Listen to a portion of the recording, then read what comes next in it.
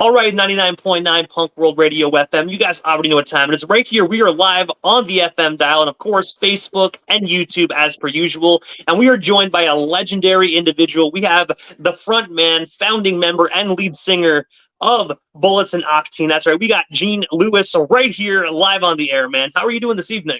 I am wonderful. Thank you for having me. Yeah. Hey, man. You are most certainly welcome. Hope everything is all good out there in California. I gotta say, a little jealous that you actually get to spend your time under those amazing palm trees. Yeah. I will tell you, the reason why I look really flush right now is literally right this second, 30 feet away from me, we are shooting the music video for Letter Kills. So I literally just hopped off the drums and I go, what time is it? And they're like, it's like 5 minutes to 6:30. And I'm like, I'll be right back. Just keep shooting the music video. I got an interview to do. So, I'm playing double duty at the moment. That's how it goes when you're busy. That's like I gotta say, it's really cool the fact you're doing the interview kind of behind the scenes on the music video shoot. So Yeah. I'm definitely super stoked for that. But I know you're a busy guy, man. So of course I'm not going to keep you too long. But I got to take you back to the beginning of this legendary band. Where in the mid '90s, yourself and longtime friend Brent Clausen actually started Bullets and Octane, where you were originally a drummer before you became a lead singer. I was wondering if you can actually just tell us the origin story behind this band, and of course, what actually made you transition from drums to, of course, being a lead singer. Okay, great. Yeah. Brent Clausen and myself, childhood friends, man. We dreamt in Taco Bell parking lots of moving to California and rock and roll and all that junk. So we moved out to California in 1998, actually moved to Orange County. Usually people go to Los Angeles, but our drummer at the time, Ty Smith, he played in like Vandals and Guttermouth and all that stuff. And so he was like, dude, don't go to LA, come to Orange County. This is where it's at. I'm like, okay. So when we came here, I was a drummer and we hadn't started Bullets and Octane yet. We had a different project going on. And I just kind of got it under in my head that at any point, being the drummer of a band, the lead singer can find a woman, can find drugs, can find anything. And all of a sudden, you're a drummer searching for a band constantly. So I wanted to, I know it sounds weird, but I had a passion for writing songs and being a front guy, but I knew that would always be, I'm going to keep going my whole life doing this. I'm a lifer. So if I'm the front guy that's irreplaceable, if you will, I know that sounds kind of, weird, but it's the truth. So that was kind of what got me to start doing it. And it was terrible. I mean, it took me like years and years to get it right. So a lot of people were like, man, what are you doing? You're a really good drummer and you've never, wrote songs or sang in a band. This is going to be, a nightmare. And it was for a long time. But so that was primarily it. I wanted to do something. I knew that I was going to do it my whole life and I had to be the guy in front to do it, So that's how it started. And also in 2004, you guys actually released your debut studio album titled the Rivalry. I was wondering if you can actually just tell us a bit more about this earlier on record on Citation Records. And of course, would you guys have any plans to actually re-release it as a 20th anniversary edition? Because I do know it's crazy that next year it's turning 20 years old. Right. Yeah. Yeah, there was a secret little EP came out before that called the One Night Stand Rock and Roll Band. Quite embarrassing, I said that. But when the Revelry came out, it was on Criterion Records.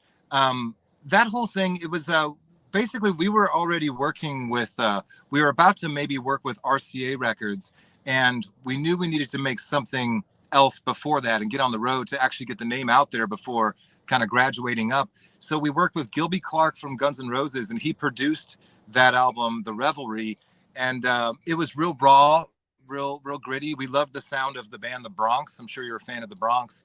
And Gilby Clarke did their album, and we just thought like, man, this is a great fit for what we're doing too. Just real raw, loud rock and roll stuff with a punk edge and all that.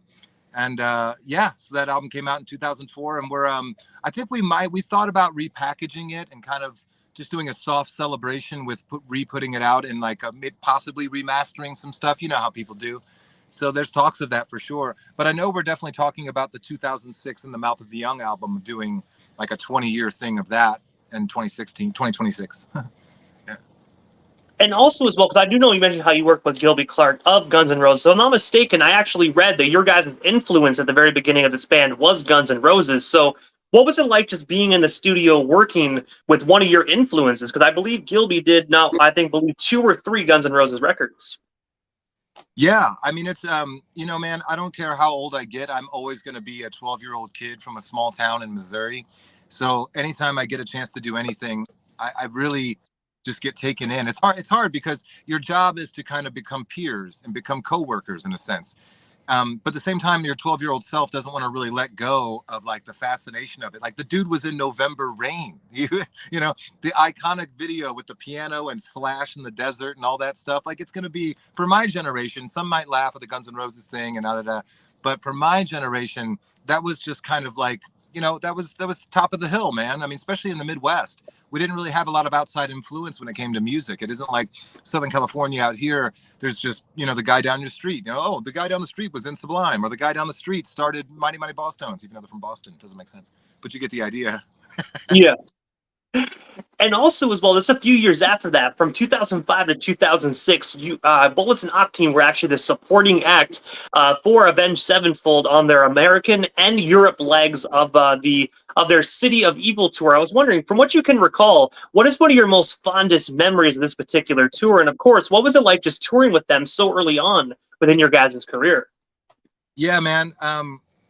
I will say I've never been good at like not saying the things I'm supposed to say. I always, you keep stuff to yourself. But I will say I think it was pretty lucky now that where we are with where Avenged Sevenfold is. I look back on those days and I feel extremely lucky because they still were very, they were still like excited about, not that they're not, but like young and like all this. We were kind of like all taking it in, like we were living through them of their excitement and their stardom, but are very gracious to share that. So we all just kind of like lived it up like teenagers, to be honest with you, like all the bands. It was a huge camaraderie thing. And I remember there was a few times. I remember on a day off, Jimmy Sullivan was we didn't have we were just in a parking lot in a bus, and he's like, "What do you guys want to do?" And so we had a couple cases of beer, and we found out where the local Guitar Center was, and we got like a limo or something, and we all got in a limo, went to a Guitar Center, and shut down the drum department, and just all were drinking beers and playing drums in a Guitar Center in some town. And it doesn't sound too exciting to anyone else, but I will never forget that. Like, who gets to just go do that, like on a random day in like Arkansas or something weird? But my favorite moment would be that we sat there one time and I was like, man, I want to get on stage with you guys. Let's just do a song. And so I think I still have the paper plate of the lyrics of Backcountry that Matt Shadows wrote the lyrics on for me. And we were going back and forth on lines. So it's in one of my videos somewhere where I'm on stage and we're singing Backcountry together. And I'm up there with Avenged Sevenfold doing that. And it was just the biggest, that was massive for Bullets, for me as a human, to even be a part of that. They had pyro, for crying out loud. Pyro. Like, And also, just coming off that tour in 2006, you guys actually inked a deal with the amazing RCA Records. I was wondering if you can actually tell us a story behind that record deal, and of course, how did you actually originally get discovered by them? yeah. Yeah, it was an interesting time. We were I mean, we were pretty rough and raw, and we were all partying pretty heavy. So I can't imagine that we sounded very good live, I'll be honest. But we had a big fan base. We were selling out some stuff in Orange County, and the kids loved it. Everyone was singing along. So I think that they were primarily basing it off of stuff like that. Like, man, they're rough and raw, but like people are really reacting. It was a great reaction to people.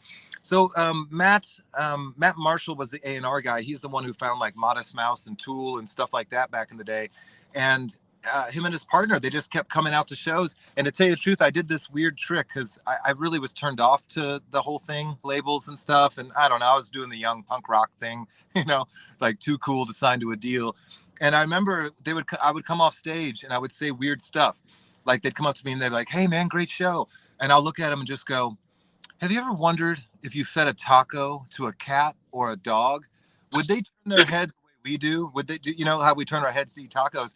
And I would walk away. And that's all I would say to them. And then the next show, they would show up. The two guys, Matt Marshall and Matt Walsh from RCA Records, would show up, and they'd have Polaroid pictures of feeding cats and dogs tacos. And they were like, "Look, the cats don't turn their heads, but the dogs did."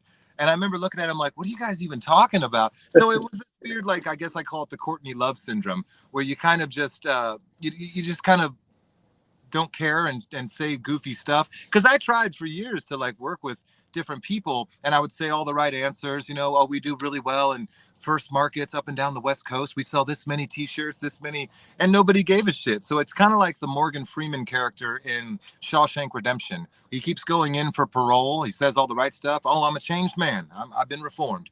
And they reject his parole. Then he finally goes in and says, just, stamp your card, Sonny, and send me back to my cell and don't waste my time. So as soon as I kind of like did the old, I don't really give a shit thing, sure enough, we signed with RCA Records. So it was great because we got to have Paige Hamilton from Helmet produce it. And what's his name? Ken Andrews from Failure and Year of the Rabbit. He was, I think he mixed the album. So we got to work with some people we looked up to once again from our influences of the 90s growing up. Yeah. And also as well, September 1st of 2013, you actually released your solo album titled The Naked Truth. I was wondering if you can actually just tell us a bit more about this album. And of course, for the individuals that might not know this about your career, what actually made you decide to kind of pursue a solo thing as well? Yeah, great question. I think it's the same thing as also why switching drums to vocals. There's also something that happens. I was just talking about this earlier about weird things like heartbreak and pain that happens. You stop wanting to hit stuff, a primal thing, and you have this melody you want to get out, right? Like it's something else triggers your inner soul and spirit to express yourself in a more melodic way. And I don't know, man. I'm not one of those guys that sticks with metal or rock or anything. Like I want to try everything. So I've attempted to make country music, country albums, pop albums, a mix of both, and just experiment with stuff. I love a lot of soft rock with a lot of melodies, the yacht rock people call that, right? But so I just wanted to kind of make something that didn't have any boundaries and try to write as best as I could have. If I was really inspired by an Elvis Costello type of thing, I wanted to really try to write an Elvis Costello based type of song and not really be too judged of it. So having it aside from Bullets and Octane and whatever else I was doing in more of a heavier punk metal world, I just wanted to use the Gene Lewis thing as an anything goes throwaway basket of whatever comes to me and moves me as a musician. I'm going to do it all through that avenue. Yeah. And also, speaking of different genres that you did as well, I also remember you actually were featured on a folk song on Water Towers. I believe that was like a couple of years ago, right during the pandemic. Fly Aboard, if I'm not mistaken. Why do I have no idea what you're talking about? What is this? I've done a lot of stuff. Let me think here. What do you? It's a folk song, folk album. I think so. Yeah, it was Water Towers album titled "Fly Around," where you were actually in the song "Fly Aboard." You sure it's me? I saw it. I saw it on Discogs. So I mean, I do know with Discogs, a lot of times people edit stuff, and then it turns out to be like the wrong person. I mean, I feel really bad. I'll be honest and straightforward and transparent. If it's something I'm forgetting, I apologize to anybody involved. But for some reason, it's just not. I did a lot of drugs, my friend. I did a lot of drugs. Hey, man, I think we've all been in those party days. I mean, like, I was on the alcohol side. So, I mean, I messed up my own liver for a little while there. So I know about the whole party days, man. And I forget some stuff, too. But, I mean, at the end of the day, you're a musician, man. You do so many amazing projects. So, I mean, and you juggle so many things. Like, you're there in a music video doing an interview. So, I mean, it just proves you juggle a lot of stuff. How about I say this? Yeah, man, I loved that watershed thing you're talking about. It was one of my favorite things I put out. And I can't wait to look it up to see if it's me. What I'll do actually after the interview, I'll actually shoot you the link as well of how I actually seen it as well. If you want. Yeah. And also, one of the last questions I have, because I do know you're currently at a video shoot, but on April 24th of 2020, Bullets and Octane actually released the amazing 10-track album titled Riot, Riot, Rock and Roll, which is actually your guys' most recent studio-released album. I was wondering if you can actually tell us a bit more about this album. And of course, where can we actually stream or purchase that album today? Right. Yeah, that one was an interesting album to make. I tried this weird thing. So on our phones, you can record little memos of like song ideas, right? You go to thing, push record, and do a thing. So I used to go back and look at those and play them back to see good song ideas. Now, when I would do that, I didn't have a point of reference. So if I had a really cool chorus idea, I wouldn't be able to know what the vibe was. So what I started doing was actually, if I had one really cool part of a song that I wanted to record, I would actually build a song around it on the spot. So if I played the part I like, I would make up stuff around it just so I had a point of reference later on listening to it. So I had a whole bunch of those. And I actually kept whatever I made up on the spot, like spontaneously kept. That's what I used as the scratch tracks to make the Riot Riot Rock and Roll album. So it was one fluent feeling, one fluent thought is where those stemmed from. There was an album after that called Waking Up Dead, and it was kind of like a second half of that album. Even the artwork was very similar. So what I'm currently working on doing is taking the best songs from both of those albums and kind of remixing, remastering, repackaging it, and kind of putting it out, because it never really got a proper push necessarily. It was released, but it never really got the press it should have gotten. So just kind of doing a re-release of that, hopefully maybe late this year, maybe early next year.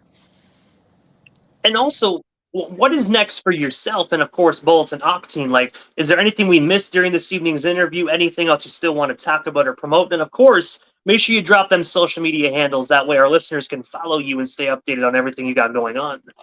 Absolutely. Yep, we just released 2 new songs in the last 2 months. If you go to YouTube or Spotify, look up Bullets and Octane. The song's called It's Time to Grow Up. There was also another song released called Drunk Pirates Holiday. And we have an upcoming release called Believing in the Lie. And that comes out, I'm pretty sure, August 11th, if I'm not mistaken. So what we're going to be doing is putting out a music video and a new song pretty much once a month for the next God knows how long. So we're going to keep putting out singles, talking to fans, listening to comments, talking back and forth, and just, taking our time releasing things. And then probably in 2024, releasing a full-length album of some of those songs and songs that we're coming up with right now, even as we speak. And I'm going to say, first and foremost, Gene, thank you so much, man, for just taking the time out of your busy evening to step away from the music video shoot to do this interview. It's such an honor to speak with you. Like I told you before, I grew up on your music, man, and I'm going to continue being a fan, and I'm super stoked to hear the new material when it does get released to the general public, man. Definitely have a kick-ass video shoot, and hopefully down the line we can make this happen again sometime soon. And don't forget, with the Letter Kills guys right now, we have Letter Kills and Bullets and Octane and Dead American playing the 28th here of July at the Observatory, if this comes out before then. Yeah. And also, we are live right now, so very quickly before we actually part ways, man, how can actually individuals buy tickets for that? Or is there still tickets available, or is this a completely sold out gig? Yeah, if you go to either Bullets and Octane Official, our Instagram, there's links in our post, or the Letter Kills Instagram. You can also go just straight on the website to the Observatory. It's in Orange County, California. Click on there, buy the tickets, come on down. We'll party with you. Yeah. Hey, definitely, ladies and gentlemen, make sure you do me a favor and, of course, buy some tickets, because I can't be there because I can't be in California. So go for your guy, DJ Immortal, and enjoy the show in honor of me. Thank you so much, Gene. Definitely have yourself a phenomenal night. I'm pretty sure we definitely shall talk again soon, but for now, definitely have a great night. Thank you very much. See ya. Thank you.